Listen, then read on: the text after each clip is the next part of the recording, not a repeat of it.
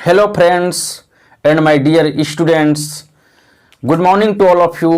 तो आज हम लोग स्टार्ट करने वाले हैं टाइम एंड टेंस। तो जैसा कि आप लोगों को पता है 12th क्लास के लिए ये वेरी इंपॉर्टेंट चैप्टर में से है। और जैसा कि हर वर्ष देखा जाता है कि इस चैप्टर से सबसे अधिक ऑब्जेक्टिव्स आते हैं वो टाइम एंड टेंस में। दूसरा क्या है इस चैप्टर का खासियत, जो हम लोग पढ़ेंगे इस चैप्टर को भी, इस चैप्टर का क्या है खासियत कि ये चैप्टर एक ऐसा चैप्टर है जिससे किसी भी कंपटीशन का एग्जाम हो, कोई भी हो, India air force, navy, SSC, banking, हर एग्जाम में इस चैप्टर से क्वेश्चन पूछे जाते हैं। एक टाइम एंड टेंस से हमारा जो कि मेन चैप्टर है। अगला क्या बातें हैं जो हम लोग अभी 12th में इसको स्टार्ट करने वाले हैं, क्योंकि इससे हमारा जो ट्रांसलेशन है वो भी मजबूत हो जाएगा। अगर आप अच्छे से पढ़ेंगे तो आप स्पीकिंग भी सीख जाएंगे, क्योंकि मैं आपको बता दूं कि 70% जो स्पीकिंग होता है वो टाइम एंड टेंस चैप्टर से ही होता है। इतना मैं आपको बता दिया, 70%। यस, यही एक चैप्टर है जिसके सहारे हम स्पीकिंग इजीली कर सकते हैं अगर हम इसको सीख लेंगे तो। ठीक है, तो चलिए बिना किसी देर किए हुए स्टार्ट करते हैं। और आप लोगों को पता है कि अगर आप सही से पढ़ लोगे तो क्या होगा, आपका एग्जाम में अच्छा मार्क्स आएगा। 12th में तो आएगा ही, इसके अतिरिक्त आप एनडीए एयरफोर्स, नेवी का भी फॉर्म भरेंगे तो उसमें भी अच्छा मार्क्स आपका आएगा। और आपको पता है कि मेरे पास जितने स्टूडेंट पढ़े हैं सभी का इंग्लिश में हाईएस्ट मार्क्स है। बहुत सारे स्टूडेंट्स का 91 है, 92 है, 93 है, 94 है, 95 है, इस तरह से मार्क्स है। तो ये बहुत ही एक तरह से कह सकते हैं कि बहुत ही ज़बरदस्त मार्क्स है इंग्लिश के लिए। ठीक है, तो इस तरह से बहुत स्टूडेंट लाए और 80 से 90 के बीच में तो काफ़ी सारे स्टूडेंट्स हैं। तो ये भी आप देख सकते हैं बहुत सारे स्टूडेंट्स 80-90 के बीच में है, 81, 84, 85, 87। तो आप भी ला सकते हैं, बिल्कुल ला सकते हैं, सिर्फ आपको मेहनत करना है। और आपको बता दूं, यदि आप ग्रामर पर ज़्यादा मेहनत करोगे तो क्या होगा कि आपका आगे भी लाइफ में जल्दी आप सक्सेस करोगे। और बुक भी मैं पढ़ाऊंगा, लेकिन पहले हम इसको पढ़ा देता हूं। ठीक है, और जो ऑफलाइन में बच्चे पढ़ रहे थे तो टाइम एंड टेंस वो पढ़ चुके थे लगभग, तो मैं फिर से इसको पढ़ा रहा हूं। बस आप लोग पढ़ते रहिए और सीखते रहिए। तो चलिए हम लोग बिना किसी देर के स्टार्ट करते हैं इसको।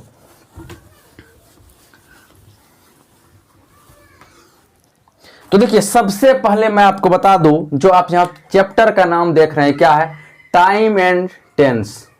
Time and tense. तो देखिए, चैप्टर का नाम टाइम नहीं है, ध्यान दीजिएगा। कहीं कहीं किसी बुक में आप देखिएगा तो सिर्फ टेंस से लिखा हुआ रहता है, टाइम नहीं लिखा हुआ रहता। लेकिन हम क्या लिख दें यहाँ पर, टाइम एंड टेंस। टाइम और टेंस दोनों एक दूसरे से रिलेटेड है, इसी वजह से हम लोगों को लिखना पड़ा टाइम एंड टेंस। अदरवाइज सिर्फ हम टेंस भी लिखेंगे तो काम चल जाएगा, इसलिए आपको घबराने की जरूरत नहीं है। यदि आप टेंस भी सिर्फ लिख दोगे तो वो भी सही है। तो चलिए हम लोग बिना किसी देर के स्टार्ट करते हैं। तो बहुत सारे बच्चे जुड़ चुके हैं। चलिए सभी को good morning, good morning, good morning, good morning, सभी को गुड मॉर्निंग। चलिए बहुत अच्छा, बहुत अच्छा। जी, सब बहुत सारे बच्चे जुड़ चुके हैं। चलिए गुड मॉर्निंग सभी को, सभी को गुड मॉर्निंग। तो चलिए हम लोग अब स्टार्ट करते हैं और समझते हैं क्या होता है। एकदम थोड़ा सा यदि आप लोग ध्यान देंगे तो कभी भी दिक्कत नहीं आएगी लाइफ में। आप कितनों कमजोर हैं आप सीख जाएंगे, ये मेरा आपसे प्रॉमिस है। लेकिन अब प्लीज आप थोड़ा सा ध्यान दीजिए। अब देखिए, कुछ बातें ये है कि जिनका काफी इंग्लिश कमजोर है, बहुत ज्यादा जो इंग्लिश में वीक है, उनके लिए मैं बता दूं कि आप क्या करोगे। आप मान लीजिए कोई मैं डिफिनेशन लिखाऊंगा इंग्लिश में तो थोड़ा सा आपको भी प्रॉब्लम होगा, लेकिन रेगुलर आप लिखते रहिए। और मात्र 7 डेज में यदि आप टाइम एंड टेंस का डे 7 तक क्लास कर लिए तो मेरा प्रॉमिस है आप 8वां दिन कहेंगे नहीं सर मैं तो कुछ बहुत सारा चीज सीख गया हूं। और फिर तो आप सीखते ही रह जाएंगे, आपकी इच्छाएं बढ़ जाएगी। इसलिए मेरा आपसे रिक्वेस्ट है कि प्लीज एक वीडियो देख कर ना छोड़े, क्योंकि इसमें डिफिनेशन वगैरह लिखाएंगे तो आपका यदि इंग्लिश कमजोर होगा तो वहां पर थोड़ा सा आपको दिक्कत होगी सिर्फ डिफिनेशन में। लेकिन जब आप सीख जाओगे तो फिर आपको दिक्कत नहीं होगी। तो चलिए हम लोग समझते हैं। मैंने क्या कहा, चैप्टर का नाम क्या है, टेंस, लेकिन टाइम को भी हम लोग समझते हैं। टाइम के बारे में मैं पहले आपको बता देता हूं थोड़ा सा कि टाइम आप लोग को पता है कि क्या है। टाइम 3 प्रकार का होता है आपका, प्रेजेंट टाइम, पास्ट टाइम और फ्यूचर टाइम। प्रेजेंट का मतलब क्या हुआ, वर्तमान आप समझ रहे हैं। और पास्ट का मतलब क्या हुआ, भूतकाल या भूत वाला समय कह सकते हैं, भविष्यत काल, फ्यूचर। अगर आप टेंस लिख देते हैं तो ठीक है, मतलब कहने का मतलब है यहाँ पर आप टेंस भी लगा सकते हैं या नहीं भी लगा सकते, चलेगा यहाँ पर, ठीक है। मैं सिर्फ समय समझा रहा हूँ कि समय कितने प्रकार का होता है, 3 प्रकार का होता है। जो समय चल रहा है वो क्या हो गया, वर्तमान, वर्तमान ही लिख दिए सिर्फ, ठीक है। भूत ही लिख दिए, मान लीजिए यहाँ पर हम भविष्यत ही लिख दिए, तो भूत किसको बोलेंगे, जो टाइम की बीत गया वो क्या हो गया, भूत वाला टाइम। जैसे मान लीजिए आपका जन्म हुआ था, ये क्या हुआ, ये बीता हुआ टाइम है, उसको क्या बोलेंगे, पास्ट टाइम। और मान लीजिए अभी आप पढ़ रहे हो तो ये क्या हुआ, प्रेजेंट टाइम हुआ। और आगे आप क्या करोगे, शादी करोगे, आगे चल के आप शादी भी करने वाले हो, तो वो क्या हुआ, भविष्यत, नहीं जी जी, शादी करने वाले हो आप लोग, जी जी। अब ज़्यादा नहीं हंसना है, ठीक है। तो चलिए, तो ये 3 प्रकार का टाइम हुआ, क्या क्या, प्रेजेंट टाइम, पास्ट टाइम और फ्यूचर टाइम। मतलब क्या, टाइम। और उसी तरह से टेंस को भी हम 3 भाग में बांटेंगे, अभी आगे देखते रहिए, ठीक है। तो टाइम आप लोग समझ गए कि टाइम 3 प्रकार का होता है, कौन कौन सा, जो समय चल रहा है वो प्रेजेंट हुआ, और जो समय बीत गया वो पास्ट हुआ, और जो आने वाला वो क्या हुआ, फ्यूचर हुआ, ठीक है। तो चलिए हम लोग आगे बढ़ते हैं। सबसे पहले टाइम तो हम लोग समझ गए, और टाइम आप लोग पहले से जानते भी हैं। टेंस क्या होता है ये चीज़ हम लोग जानते हैं, टेंस और टाइम में। उसके बाद हम लोग डिफरेंस भी देखेंगे बाद में, लेकिन पहले ये जान लेते हैं कि टेंस आखिर होता क्या है। तो ध्यान से समझिएगा, टेंस क्या होता है। टेंस का सेंटेंस तभी होगा जब उसमें एक क्रिया होगी। अब कहिएगा क्रिया क्या हुआ सर, तो क्रिया देखिए 2 प्रकार का होता है, अगर आप बचपन से कभी पढ़े होंगे तो। एक तो होता है एक्सोलरी वर्ब जिसको कहा जाता है, ये सब चीज़ आपको पढ़ाएंगे हम, ठीक है। दूसरा होता है आपका मेन वर्ब, ठीक है। तो मैं आपको बता दूं, एक्सोलरी वर्ब में आप क्या रखते हो, जैसे इज हुआ, आर हुआ, अगर थोड़ा सा आप बचपन में पढ़े होंगे तो आज हुआ, वर हुआ। उसके बाद इसमें मेन वर्ब में आप क्या रखते हो, प्ले हुआ, ईट हुआ, गो हुआ, सिंग हुआ। तो मैं आपको बता दूं कि टेंस होने के लिए मेन वर्ब होना जरूरी है। मतलब क्या, जब तक ये वर्ब नहीं होगा, मतलब ये सब वर्ब नहीं होगा, मतलब यही चारों नहीं, इसका संख्या इन्फिनाइट है, और जो एक्सोलरी वर्ब है इसकी संख्या मात्र 24 है। तो ये जरूरी है होना, समझ रहे हैं। और टेंस का सेंटेंस तभी होगा जब उसमें क्रिया होगा, और क्रिया कोई काम नहीं हो रहा है तो वो टेंस का नहीं हुआ, समझ लीजिए। जैसे मान लीजिए मैं दौड़ रहा हूँ, मैं क्या कर रहा हूँ, दौड़ रहा हूँ, तो मैं काम कर रहा हूँ, ये टेंस का हुआ। जैसे मान लीजिए अगर हम बोलेंगे राम बहुत दुखी है, राम तो कोई काम नहीं कर रहा है, तो ये टेंस का नहीं हुआ, समझ लीजिएगा।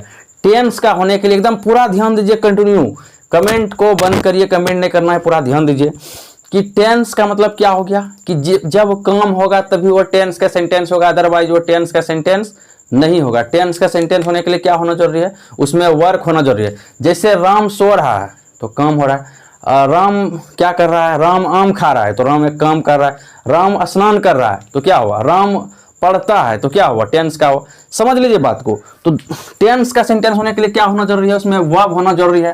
वर्ब का ही फॉर्म है, वर्ब का ही दूसरा रूप को हम लोग क्या बोलते हैं, टेंस बोलते हैं। ध्यान दीजिएगा, टेंस किसको बोलते हैं, वर्ब के ही दूसरा रूप को, वर्ब के ही हम शकल को, जो क्या करता है, टाइम को इंडिकेट करता है, टाइम को दर्शाता है, टाइम को बताता है, तो उसी को हम लोग क्या बोलते हैं, टेंस। तो चलिए हम लोग थोड़ा सा टेंस का डिफिनेशन लिख लेते हैं, उसके बाद हम लोग समझेंगे। डिफिनेशन आपको किसी भी एग्जाम में नहीं पूछेगा ब्रदर्स, बस आप लिख लीजिए कॉपी में सजा करके थोड़ा सा, इसीलिए लिखा रहा हूँ, ठीक है। क्योंकि अगर नहीं लिखाएंगे तो उसमें भी दिक्कत हो जाएगा बहुत सारे स्टूडेंट को। तो चलिए हम लोग लिख लेते हैं, वर्ब का क्या है, ये क्या है, टेंस वर्ब का फॉर्म है। तो चलिए हम लोग टेंस का डिफिनेशन लिख लेते हैं जल्दी से।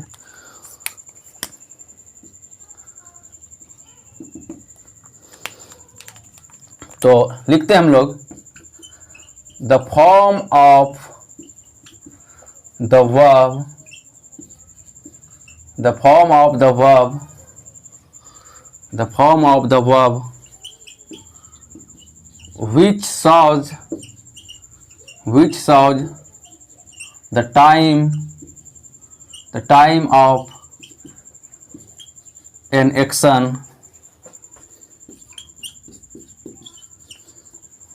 the time of an action is called tense।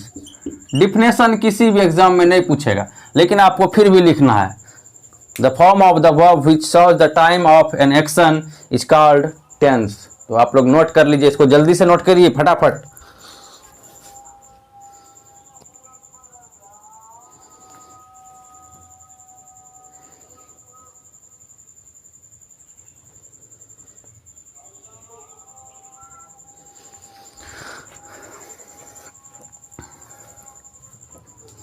तो देखिए इसको यदि आप हिंदी में भी लिखिएगा तो हिंदी में भी लिख सकते हैं, आपकी मर्जी है। हिंदी में भी यदि आप लिखना चाहते हैं तो लिख सकते हैं। तो देखिए अगर मैं इसका हिंदी बताऊं तो हिंदी में चूंकि देखिए डेफिनेशन कहीं नहीं पूछा जाता, ठीक है, आप लिख लीजिए क्रिया का वह रूप। और देखिए इंग्लिश से जो हिंदी में हम लोग बदलेंगे थोड़ा सा बढ़ा चढ़ा करके लिखना पड़ता है या घटा करके लिखना पड़ता है, क्योंकि एक लैंग्वेज से दूसरे लैंग्वेज में जब ट्रांसफर होगा तो क्या होगा, कुछ बातें कम भी हो सकता है, कुछ बातें ज़्यादा भी हो सकता है। इस चीज़ को ध्यान में रखिएगा, ठीक है। तो क्रिया का वह रूप जो कार्य होने वाले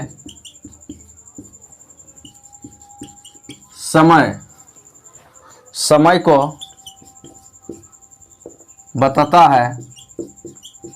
बताना का मतलब इंडिकेट करना, बताता है उसे टेंस कहते हैं। कहीं भी डिफिनेशन आपको नहीं पूछेगा, सिर्फ आप समझ लीजिए। तो चलिए हम इसको एक बार ऐसे इंग्लिश में भी समझ लेते हैं, आप हिंदी भी लिखना चाहते हैं, ठीक है। देखिए the form of the verb, इसको यदि आप देखिए जहां पर भी ऑफ लगा हुआ है तो उल्टा पढ़ना है। तो क्रिया का रूप किसे पढ़ना है, वर्ब का मतलब हो गया क्रिया का रूप।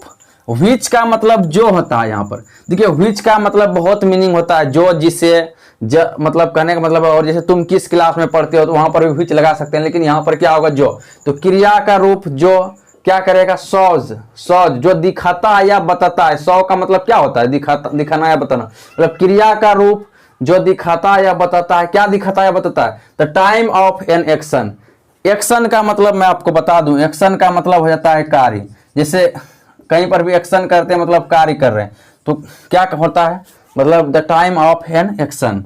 मतलब क्या हुआ कि क्रिया का वह रूप जो क्या करता है, जो दिखाता है या बताता है। किसको, the time of an action, मतलब कार्य होने वाले समय को। तब उसको क्या कहेंगे, इज कॉल्ड टेंस। मतलब क्रिया का वह रूप जो क्या करेगा। मैंने क्या कहा कि जब तक क्रिया नहीं होगा तब तक टेंस का सेंटेंस नहीं होगा। इस चीज को समझ लीजिए पूरी तरह से। टेंस होने के लिए क्या होना जरूरी है, क्रिया का रूप मतलब क्रिया होना जरूरी है। जब तक क्रिया नहीं होगा, जैसे हंसना, खेलना, पढ़ना, लिखना, उठना, बैठना, सोना, नहाना, जो भी हुआ ये सब क्या हुआ, क्रिया हुआ, ठीक है। तो क्रिया होना क्या है, जरूरी है। और जब तक क्रिया नहीं होगा तब तक टेंस नहीं होगा। तो टेंस का डिफिनेशन आप लोग जल्दी से लिख लीजिए, स्क्रीनशॉट मार लीजिए, जो करना है करिए जल्दी से। तो चलिए हम लोग थोड़ा सा क्या करते हैं, आगे बढ़ते हैं। अभी मैंने कुछ बातें आप लोगों को बताया कि क्रिया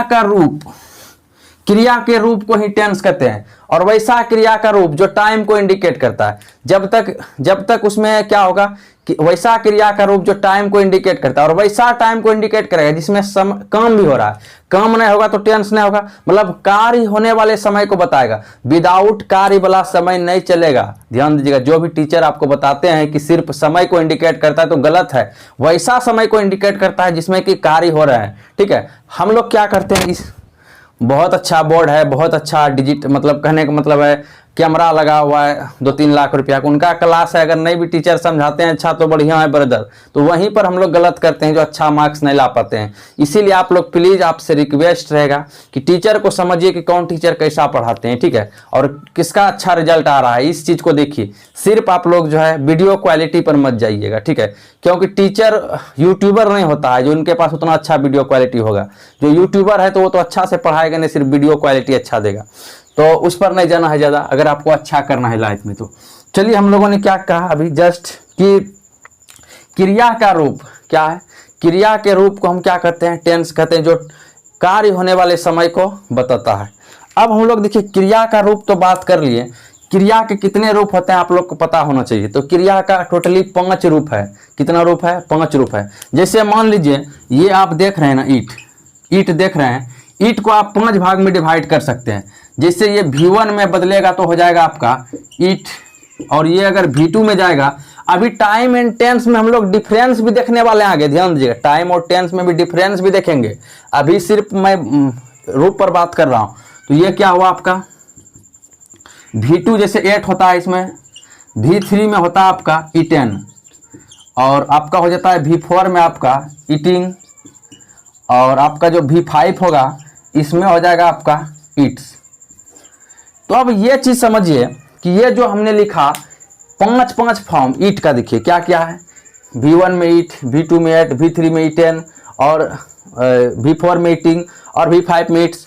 तो क्या ये जो 5 फॉर्म है क्रिया का, तो टेंस में भी यही यूज होगा बिल्कुल। टेंस यदि देखिए यदि फॉर्म बदलेगा तो टेंस भी बदल जाएगा, ध्यान दीजिएगा। जैसे ईट के जगह आप एड कर दीजिएगा तो टेंस पक्का चेंज हो जाएगा वहां पर। तो ये पांचों रूप है। अब हमने क्या कहा, V1 को ईट। अब देखिए यदि आप मान लीजिए आगे चल के इंडियन एयरफोर्स नेवी में जाते हैं तो वहां पर आपका V1 नहीं लिखा रहेगा। क्या नहीं लिखा रहेगा? V1 नहीं लिखा रहेगा। V1 का एक नाम होता है वो लिखा रहेगा, ध्यान दीजिएगा। V2 का भी एक नाम होता है वो लिखा रहेगा। V3 का एक नाम होता है वो लिखा रहेगा। V4 का भी नाम, V5, मतलब सब फॉर्म का एक एक गो नाम है। आप ये नहीं कि सिर्फ V1 बोल दीजिए काम चल जाएगा, नहीं, वहां पर एक नाम लिखा रहेगा। फिर आप कंफ्यूज हो जाइएगा, कहिएगा सर तो हमको बताए ही नहीं थे क्या होगा। तो वहां पर आपको ब्रदर्स कंफ्यूज नहीं होना है। आपको क्या करना है, समझना है बात को कि आखिर क्या कर रहा है। एक एक पॉइंट में बताऊंगा, बस आप लोग कंटिन्यू देखते रहिए क्लास को मिस मत करिएगा, पूरा देखते रहिए। आपको मैं हर चीज बताऊंगा, बस आप लोग को क्या करना है, कंटिन्यू बने रहना है। चलिए हम लोग एक एक करके सबका नाम लिखते हैं, आखिर कहते क्या है इसको, ये जानना बहुत जरूरी है। आगे चल के नहीं तो आप कुछ नहीं कर पाओगे। हो सकता है 12th में भी इनका नाम दे दे, टीचर नहीं बताते हैं, सिर्फ 10 चैप्टर स्टार्ट कर दिए, चलो पढ़ो ट्रांसलेशन बनाओ, तो वैसे काम नहीं चलेगा। आपको क्या करना है, आपको थोड़ा सा ध्यान देना है। तो देखिए सबसे पहले आप यहां पर हेडिंग दीजिए अब the form of the verb, the form of the verb.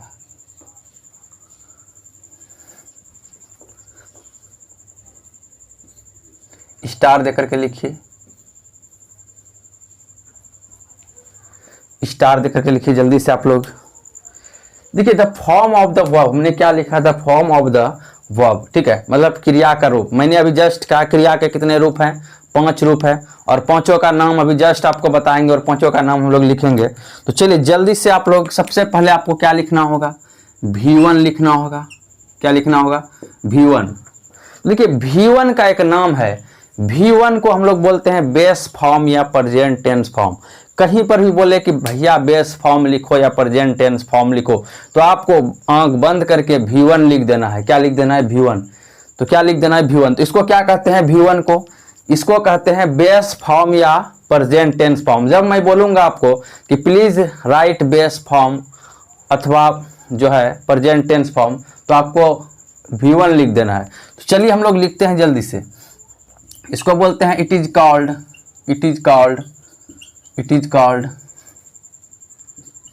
Base form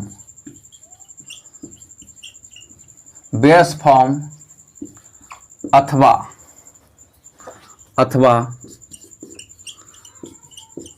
present tense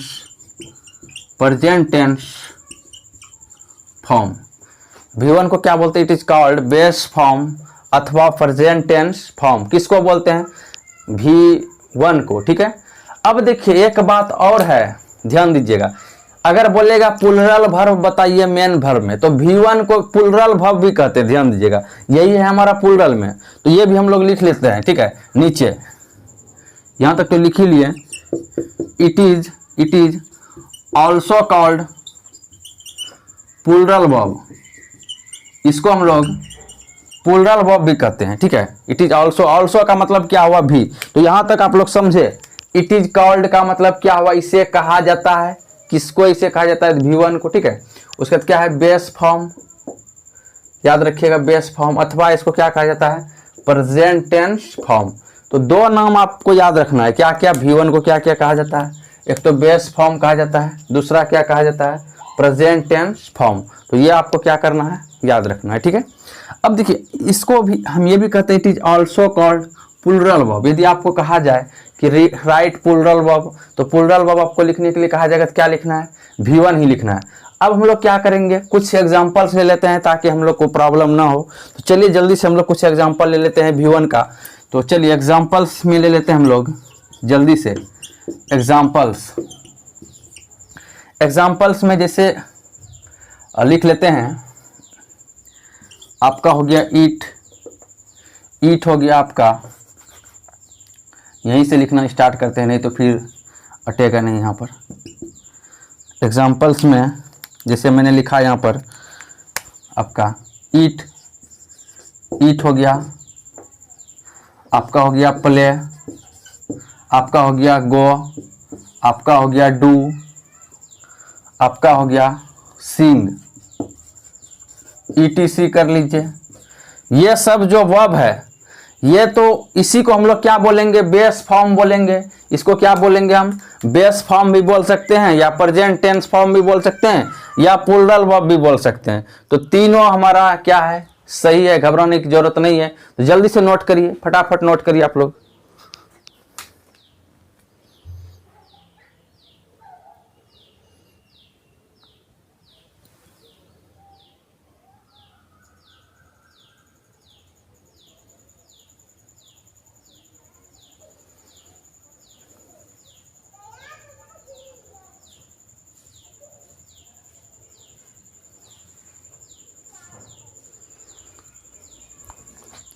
चलिए, तो उम्मीद है आप लोग नोट कर लिए होंगे। अब जो हमारा दूसरा नंबर है ये तो था V1, ये क्या था, V1 था। अब चलिए हम लोग लिखते हैं दूसरा नंबर, V2 का नाम लिखते हैं, ठीक है, V2 का। तो चलिए इसको लिख लेते हैं जल्दी से। तो V1 को तो क्या बोलते हैं, बेस फॉर्म या प्रेजेंट टेंस फॉर्म, कहीं पर भी आपको पूछे तो बता दीजिएगा। तो V2 को क्या कहते हैं उस पर हम लोग बात करेंगे। तो V2 को कहते हैं it is called past tense form. V2 को हम लोग कहते हैं पास्ट टेंस फॉर्म। इसको क्या कहते हैं, पास्ट टेंस फॉर्म। आपको याद रखना है, ध्यान दीजिएगा, पास्ट टेंस फॉर्म किसको कहते हैं, V2 को। कुछ एग्जांपल्स इसी को हम लोग क्या करेंगे, V2 में कन्वर्ट कर देंगे। जिससे हमने यहाँ पर क्या लिखा है, इट लिखा है, प्ले लिखा है, गो, डू, सिंग, तो इसी को क्या करेंगे हम V2 में कन्वर्ट कर देते हैं। चलिए एग्जाम्पल लिख लेते हैं कुछ इसका, ताकि दिक्कत नहीं हो हम लोगों को। एग्जाम्पल्स में हम लोग लिख लेते हैं, क्या क्या लिख लेते हैं, जो भी है इसका। ईट हो गया आपका, दूसरा क्या हो गया आपका, प्लेड। देखिए, अगर आप ईट को V2 में कन्वर्ट करिएगा तो एट हो जाएगा, और यदि प्ले को V2 में कन्वर्ट करिएगा तो प्लेड हो जाएगा। आप बचपन से जान रहे हैं। और इसको क्या करेंगे, गो को वेंट हो जाएगा, और डू का डीड हो जाएगा, और सिंग का सेंग हो जाएगा।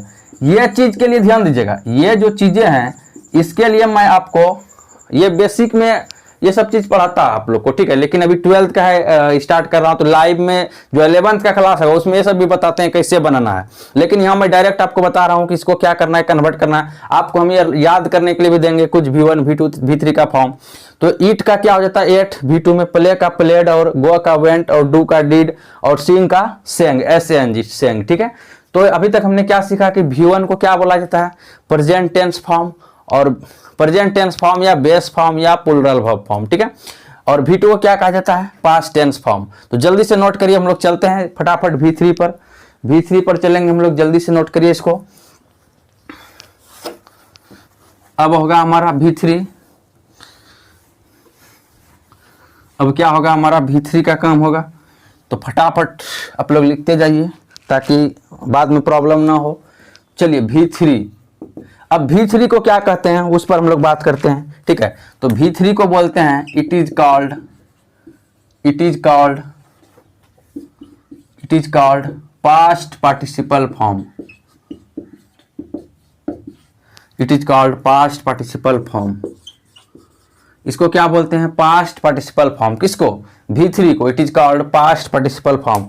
और आपको पता है कि ये जो बनता है कहीं पर ईडी जोड़ने से बन जाता है मैक्सिमम में, ठीक है। और मतलब इसका एक रूल होता है बनाने का, कहीं पर आप EN भी जोड़ सकते हैं, ठीक है। तो अभी मैं रूल यहाँ पर नहीं बताने वाला, अभी सिर्फ मैं नाम बता रहा हूँ, इसलिए उस पर हम ज्यादा चर्चा नहीं करेंगे भर पर, क्योंकि अभी हम लोग टेंस पढ़ रहे हैं तो टेंस पर ही चर्चा करेंगे। तो यहाँ पर मैं सिर्फ लिख दूंगा it is called past participle form.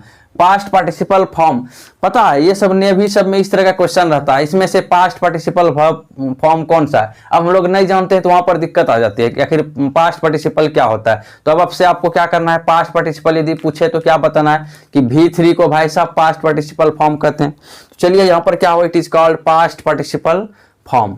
तो इसका हम लोग कुछ एग्जाम्पल लिख लेते हैं जल्दी से, ताकि दिक्कत नहीं हो। जल्दी से आप लोग इसका क्या करिए, एग्जाम्पल्स लिखिए।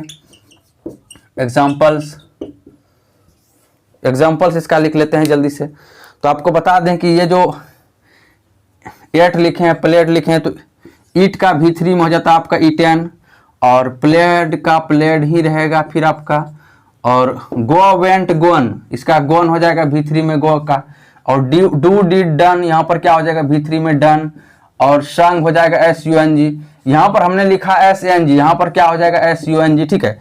तो ये हो गया V3। V3 को क्या बोलते हैं? पास्ट पार्टिसिपल फॉर्म, और V2 को क्या बोलते हैं? पास्ट टेंस फॉर्म, और V1 को base form, present tense form अथवा प्लूरल वर्ब फॉर्म। तो जल्दी से नोट करिए यहां तक आप लोग।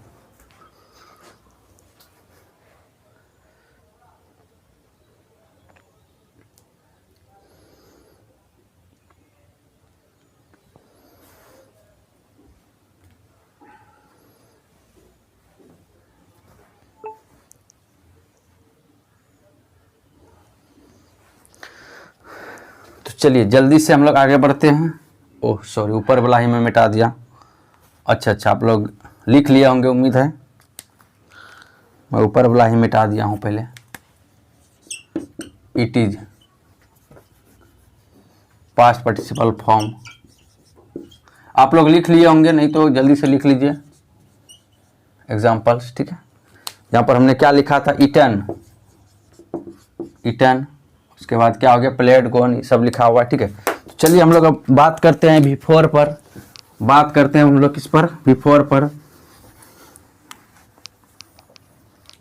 तो चलिए अगला जो है हमारा V4,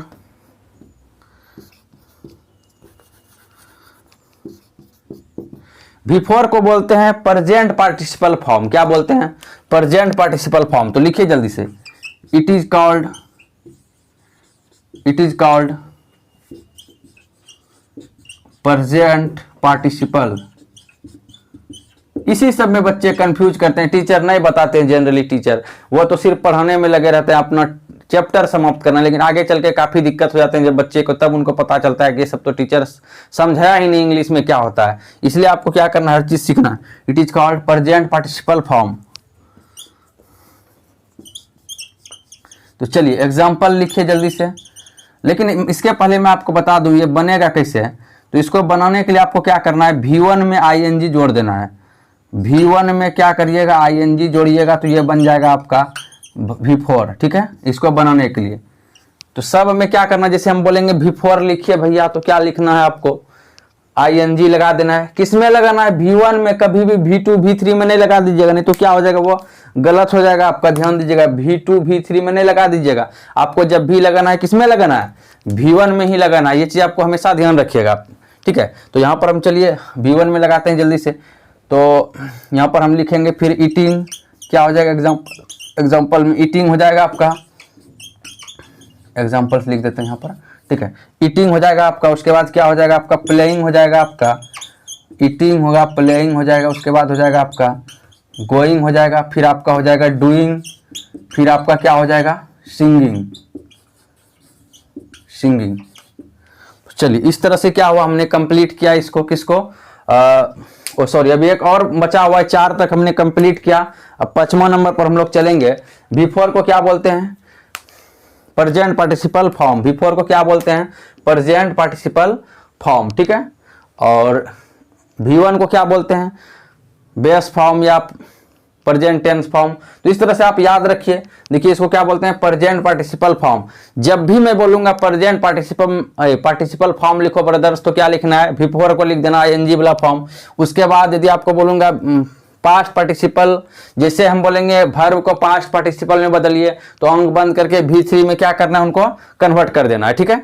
तो चलिए हम लोग अब आगे बढ़ते हैं, थोड़ा सा V5 पर चलते हैं। तो फटाफट आप लोग यहाँ तक नोट कर लीजिए, जल्दी से, लेट मत करिए, क्योंकि जितना भी आप लेट करेंगे उतना ही आपको प्रॉब्लम क्रिएट होगी। तो चलिए अब क्या होगा हमारा यहाँ पर? V5 होगा।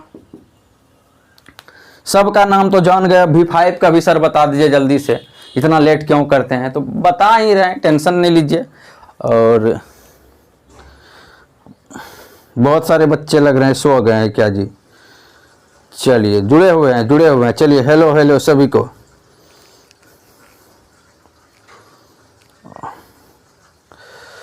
चलिए बहुत अच्छा, थैंक यू आप लोगों को। बस लिख लीजिए जल्दी से लिख लीजिए। चलिए जी सभी को गुड मॉर्निंग, सभी को थैंक यू। तो चलिए हम लोग चलते हैं V5 पर।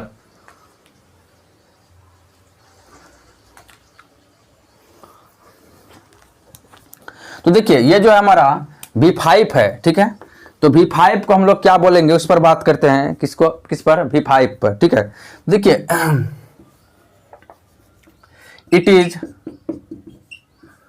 इज कॉल्ड इसको बोल सकते हैं आप सिंपल प्रेजेंट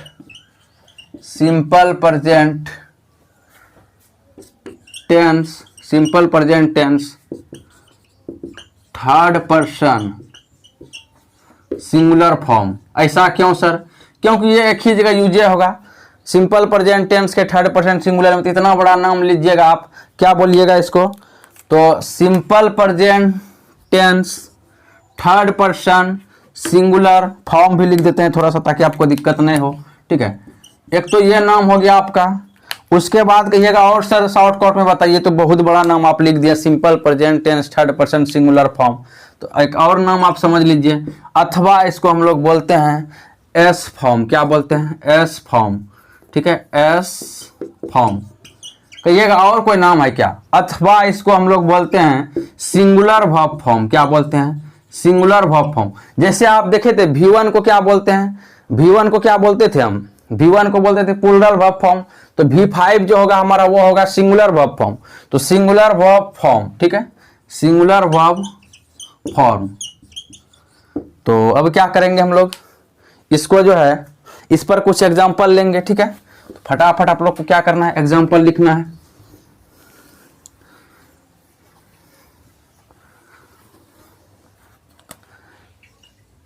तो देखिए कौन कौन सा नाम अभी जस्ट आपने लिखा है, इसको क्या क्या कहा जाता है।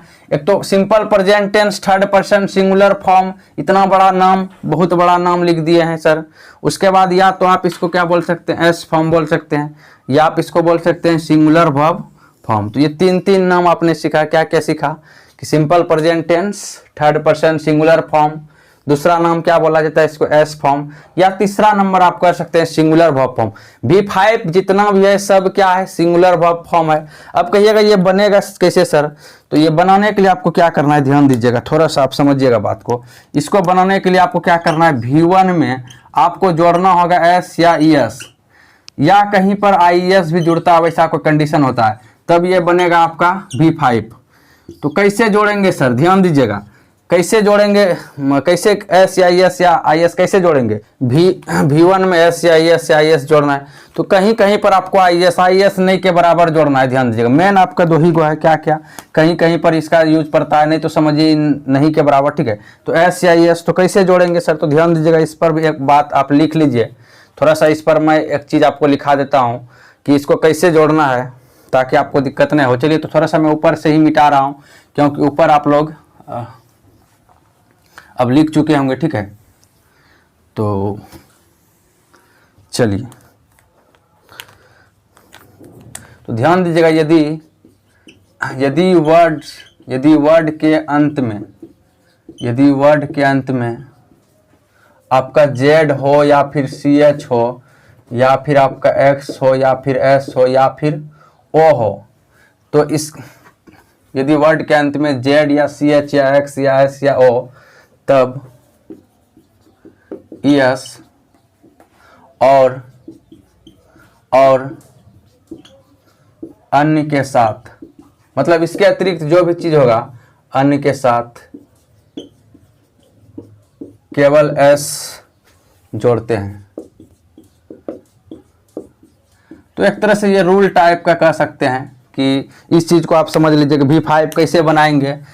और एस वर्ब का उल्टा कंडीशन है, इसमें एस से एस जोड़िएगा तो सिंगुलर बन जाता है, और नाउन में क्या एस से एस जोड़िएगा तो क्या बन जाता है, प्लूरल बन जाता है। तो वर्ब का उल्टा कंडीशन है। ये सब पर चर्चा जो हम लोग करेंगे, एक चैप्टर है सिंटेक्स, जिसको हम लोग सब्जेक्ट और एग्रीमेंट कहते हैं, उस पर हम लोग इसका चर्चा करेंगे, ठीक है।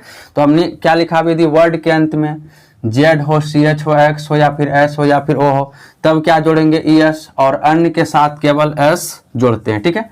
तो यहाँ पर चलिए हम लोग इसको V5 में कन्वर्ट करते हैं जल्दी से। और कुछ V5 को हम लोग सिंगुलर वर्ब फॉर्म भी कहते हैं, आप लोग को पता चल गया है। तो चलिए यहाँ पर हम लिखते हैं इसका एग्जाम्पल। क्या लिखते हैं, एग्जाम्पल। देखिए यहाँ पर जो आपका ईट है, तो ईट V1 में क्या होता है, ईट होता है, और V1 में क्या होता है, प्ले होता है, गो होता है, डू होता है और सिंग होता है। यहाँ पर तो हमने ING जोड़ा है तब ना, तो यहाँ पर देखिए टी है लास्ट में, तो क्या हो जाएगा, ईट्स एस लग जाएगा। उसके बाद देखिए लास्ट में वाई है, तो इसमें भी सिर्फ क्या लगेगा, एस लगेगा। ठीक है, तो क्या हो गया, प्लेज, ईट्स या प्लेज। उसके बाद क्या करेंगे, गोइंग है आपका, यहाँ पर क्या है, गो, तो यहाँ पर ओ है लास्ट में। देखिए हमने क्या लिखा है यहाँ पर, समझिएगा बात को, जेड, CH, एक्स या एस या ओ, ये सब चीज़ यदि रहेगा तो क्या करेंगे, हम क्या लगाएंगे, लास्ट में ES लगाएंगे। तो यहाँ पर ओ आ रहा है, तो ओ आ रहा है तो क्या लगाएंगे, ES लगाएंगे, तो क्या हो जाएगा, यहाँ पर हो जाएगा आपका गोज। उसके बाद यहाँ पर देखिए आपका क्या है, डू, यहाँ पर भी देखिए ओ आ रहा है लास्ट में, तो इसमें भी ES लग जाएगा, तो क्या हो जाएगा, डज। और सिंग, जी आ रहा है लास्ट में, तो क्या हो जाएगा आपका एस। मतलब ये सब क्या हो गया आपका, ETC कर दीजिए, ये सब क्या हो गया आपका V5 में कन्वर्ट। ठीक है, तो ये क्या हो गया V5 में कब होता है, यदि वर्ड के अंत में जेड, CH या एक्स या ओ या ये सब चीज रहेगा तो क्या करेंगे, ES, और अन्य के साथ केवल एस जोड़ता है। ये V5 बनाने का नियम हो गया एक तरह से। तो यहाँ तक आज हमने क्या क्या सीखा कि टेंस क्या होते हैं। उसके बाद हमने क्या सीखा कि जो वर्ब का पांचवा फॉर्म है उनका क्या नाम है, V1 का क्या नाम है, V2 का क्या नाम है, V3 का क्या नाम है, V5 का क्या नाम है। तो आपने जस्ट अभी क्या क्या सीखा, याद करिए क्या क्या सीखा कि V1 को क्या कहते हैं, बेस फॉर्म या प्रेजेंट टेंस फॉर्म। ठीक है, और V2 को क्या कहते हैं, V2 को क्या कहते हैं, पास्ट टेंस फॉर्म, और V3 को क्या बोलते हैं, पास्ट पार्टिसिपल फॉर्म, और V4 को क्या बोलते हैं, प्रेजेंट पार्टिसिपल फॉर्म, और V5 को क्या बोलते हैं, simple present tense third person singular form या एस फॉर्म या सिंगुलर वर्ब फॉर्म। ठीक है, अगर आप ये बात नहीं लिखे तो लिख लीजिएगा, सिंगुलर वर्ब फॉर्म भी इसको कहते हैं, it is also called singular verb form. ठीक है, तो हमने लिख ही दिया था, उम्मीद है। ठीक है, तो इसको क्या कहते हैं, सिंगुलर वर्ब फॉर्म। और V1 को क्या कहते हैं, प्लूरल वर्ब फॉर्म। V1 आपका प्लूरल है और V5 क्या है, सिंगुलर है, ये याद रखिएगा। ठीक है, हमेशा। तो आज के वीडियो में बस इतना ही, आज के क्लास में। ठीक है, अगर आपको अच्छा लगता है तो आप इस चैनल को सब्सक्राइब कर लीजिए और दूसरे के साथ शेयर भी करिए। और मिलते हैं डे 2 के साथ, दूसरा दिन आपसे मिलते हैं डे 2 लेकर के। ठीक है, आज था ये हमारा पहला क्लास टाइम एंड टेंस का। उसके बाद मैं कम पढ़ा रहा हूँ, फिर आगे बढ़ते हैं, दूसरे क्लास में हम लोग सीखेंगे। तो चलिए आज के लिए इतना ही। Thanks for watching this video, have a nice day, bye to all, thank you.